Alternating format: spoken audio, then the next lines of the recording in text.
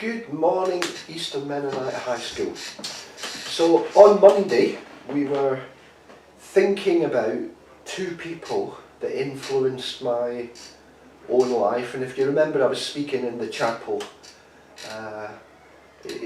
on Monday about that, about Dr. Jack Kelly, who influenced my life, and about Jesus, who influenced my life, and I told one or two stories there too.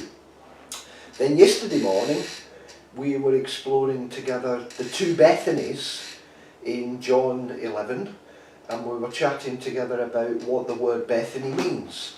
And the word Bethany means house of affliction. And I was telling you two stories, one story of Keith and the other of Bill, who were people that I had encountered who had been very much afflicted by the things that life had thrown them. And then gave some examples out of my own church's experience with dealing with people who are afflicted. So today we have another of the twos. Monday, two people. Yesterday, two Bethanies. And here this morning in the passage we're going to be thinking together about two loves. Two loves. So I'm going to read a little of John 11, and if you have access to a Bible, maybe you would like to grab it and come and read it with me, or alternatively you can just be there at the other end of the camera lens and hear me read it to you. So John 11, and starting at verse 1. Now a certain man was ill, Lazarus of Bethany, the village of Mary and her sister Martha. It was Mary who anointed the Lord with ointment and wiped his feet with her hair, whose brother Lazarus was ill. But when Jesus heard it, he said, "This illness does not lead to death. It is for the glory of God, so that the Son of God may be glorified through it." Now Jesus loved Martha and her sister and Lazarus. And we'll leave the reading right there. So you've got two mentions of love in that passage. The first one, so the sisters sent to him saying, "Lord, he whom you love is ill." And then later on in the passage, now Jesus loved Martha and her sister Mary and Lazarus. So two mentions of love. And the Greek word behind the English word love in the text, the Greek words are different. So in the first mention of love, Lord, he whom you love, the word is philios. That's a Greek word, and it has a very specific meaning. So the word love there is about human friendships, about the kind of mutual, reciprocal love that exists between two people that you might have in a brother-sister relationship, a friend-to-friend relationship, the kind of exchangeable love. You do something for them, they do something for you. It's reciprocal and it's mutual. It's to the mutual benefit of each of the parties. And so when it's mentioned here in the passage, Lord, he whom you love is sick, it's making a reference to the love that Jesus had for Lazarus and Lazarus had for Jesus. Now here's something quite interesting that I've never thought about before. That Jesus here, as John the Gospel writer speaks about Jesus' relationship with Lazarus and Lazarus' relationship with Jesus, is highlighting Jesus' own need for human friendship. That Jesus is so vulnerable at times that he needs a human friend. That's a very interesting thing to explore and discover more about. And I'd encourage you to spend some time thinking about that. In the same way that each one of us need friends. You can't go through a whole life on your own as an individual doing your own thing. We all need a friend. We all need to be able to receive love and to give love. And that's what's mentioned here in this little bit of John 11. The second mention of love, the Greek word behind the second mention, where it says, now Jesus loved Mary and her sister and Lazarus. The Greek word behind that is a word that is agape or agapos, and that means God's love or divine love or non-reciprocal love or not mutual love but one-sided love. So that kind of love doesn't need the other party to give love in order for love to work. In the same way that God doesn't need our love to galvanise him into loving us. It's one-sided. It's God's love towards us. And here in this chapter 11, the Gospel writer is making the differentiation between human love and divine love. And it's mentioned of Jesus in this passage that he loved like ordinary human beings loved, and he also loves like God loves. There's something quite wonderful about the two examples of love. Now that helps us as we look at John 11. It kind of helps us think about love in a much bigger and a much more fuller way. I'll give you some examples. So, how does the church react or act with these two kinds of love? So my church has taken this on very, very seriously. How do we receive and give love, friendship, partnership? How do we come alongside other people and receive and give the love that exists in relationship and partnership with others? Well, we have taken on board the need to have specific partnerships. So we have what we call our significant partners. And those are people that help us do the job of ministry and mission in the life of the church and out into the community. We couldn't possibly hope to reach a whole city with the amount of resources that we have as one single church. But what we can do is we can partner with other people in order to reach other sectors in the life of the community. I'll give you an example. We have 5 mission groups, 5 mission agencies, 5 mission charities that we work with that actually are our significant mission partners. We encourage them, they help us, they minister things from across the world to us, they tell us stories of things that are happening all over the world. We pray for them, and they also help us in the local community to reach out missionally to people that we wouldn't be able to reach. So there's a number of things that we do, and those mission opportunities, those mission agencies, help us reach out to people who are in other faith communities. Because in Leeds there are 70 nationalities, as you heard me say on Monday, within a half-mile radius of the church. These mission agencies help us engage missionally with people around the church. We also have 12 other partners. So we have 5 mission partners, and we have 12 other partners that use the rooms in our building. We run a children's circus, we run parents and toddlers groups, we have a counselling service. There are groups that use our buildings known as street pastors. If you don't know anything about street pastors, Google it, have a look at it. It's a group of people that go onto the streets most nights, 2 or 3 times a month, deal with people who are rough sleepers, people who have nowhere to go but live on the streets, and they wear a uniform and it says street pastor on the back. People are really inclined to talk to somebody who represent the church on the streets, and part of the street pastor role is to kind of help people and guide them and love them and care for them on the streets. Well, the Leeds Street Pastors is headed up by a member of our own church.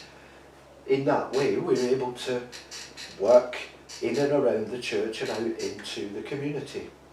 So we've got all sorts of other things. Let me just look at my list. We work with outlaw motorcyclists. We have men and women in our local fellowship who are bikers, and they, like I used to a number of years back, reach out into the world of outlaw motorcycling with some of these men and women who are far removed from even the margins of the church. They're on the margins of the margins. They're that far removed from the life of church, and we have men and women who are called to those kind of ministries. That's a give and take, that's a love, that's a partnership, that's a friendship. Now, that could all be put down to what John is trying to say here in John 11 by using the word philios, or human love. But the other love, the way it's non-reciprocal, it's not a mutual love, it's something that one person does to another with no reward, no returns. It sounds a bit like the love of God, that, doesn't it? There's a lovely passage in Romans where Paul the Apostle says, God, or Jesus, died for us while we were yet sinners. God didn't need our permission, our love, our help for him to love us. He loved us first before we ever loved him. Now we as a church have taken that on seriously too, and I'll give you one story that will give an example of that. A number of years ago we were having Sunday morning worship, and a young boy came in at the end of our worship service. I'm going to call him Ben.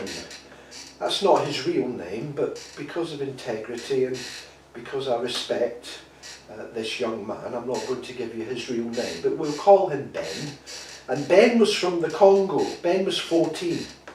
And Ben came in at the end of our Sunday morning worship service in Leeds, and his English was not very good, but he could speak French. And we have a number of French speakers in the life of the church, and so a conversation began at the end of our church service. And what Ben told those who were the French speakers in our congregation was the most incredible story. A story of which I'm going to try and repeat to you now. Ben lived in the northeast of Congo, a little village called Uvira, which is on the Lake Tanganyika, and not far from where the trouble spots were in northeast Congo and Rwanda. And we can remember back to some of the stories about the Rwandan genocide a number of years ago. Well, Ben had fled from his village because a number of freedom fighters and soldiers had come into the village and were hunting down pastor and pastor's family. And what happened was the most nightmarish of things to happen to Ben's family. His father was killed, his family were shot, some of them in the main street of the town, and Ben escaped with his uncle and eventually made their way through a long, arduous journey from northeast Congo to the UK. And this was the story that was being told at the back of the church that Sunday. The people who heard the story then related the story to the leaders of our church. And what ensued from that moment was a number of different things. One thing that happened was that we had been saving up as a church money in order for us to reorchestrate our buildings, to refurbish our buildings, and we had a little bit of a building fund in which we had put some money aside in order to do our buildings and to make them look nice. It turned out also in the story that Ben told us that the soldiers had burned the church down, and the church was of a wooden structure, and there was no place for people to worship.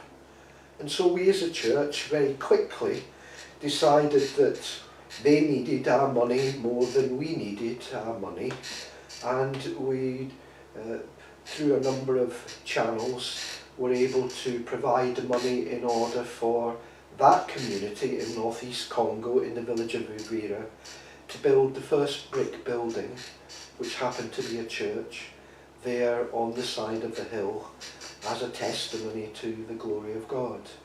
And we dispatched some ambassadors from church, from our local fellowship, to go out 2/3 of the way through the building to see how things were going. And the welcome they received was stupendous. It was an amazing thing. And since then we have seen the building completed and the worshipping community gather back together again, and to almost be at the point of outgrowing that church that was built not so long ago. They have a school attached to the church, and we have sponsored and supported that school as well. And we've had reciprocal visits. So the pastor and his wife, who pastor the church in northeast Congo in Uvira, have been to our church in Leeds, and we have then sent our ambassadors back on a number of occasions, and we've received and welcomed visitors from that church, and we have exchanged friendship. They couldn't offer us anything. They had nothing to offer. They had nothing to give in terms of friendship, because they had nothing. We had an opportunity to give agape love, not philios, not looking for something in return, but to give something that meant that they didn't have to earn our goodwill or our love for them, but because it was agape love, we didn't need something coming our way in order for us to do something good to them. That's the kind of love that God has for each one of us. We don't have to earn it. God is the kind of God in Christ that gives his love to us freely because of the cross of Jesus Christ. So in the story of John 11 this morning, we have two loves mentioned: philios, partnership, friendship, mutual love, and agape, the kind of love that needs no return to make it work. Two loves spoken of there in John 11. I hope that my thoughts to you this morning, even though school has been an online school day, actually fill you with some sense of wonder and amazement. And I trust that as you reflect on these thoughts through the day, and for some of you I know that this is an assignment, that actually this will make sense and will be a blessing to you. So until tomorrow, God bless you and have a good day.